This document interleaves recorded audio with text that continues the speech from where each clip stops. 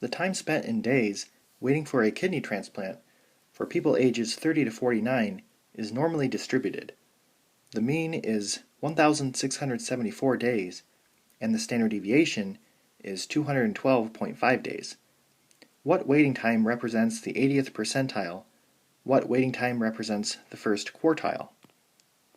So the mean is 1674. The standard deviation is 212.5. And the first thing that they're asking for is what wait time represents the 80th percentile. And then they want to know the first quartile. So let's look at the 80th percentile first. The picture would look like this. So we would want to type inverse norm of 0.80, and then we do need to specify the mean and the standard deviation. So 1,674 and 212.5. And this is equal to 1852.8445.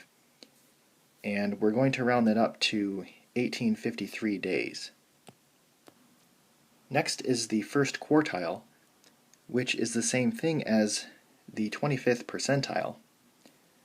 So we are going to type inverse norm of 0.25 and then the mean and standard deviation. So this is equal to 1,530.6709, which rounds to 1,531 days.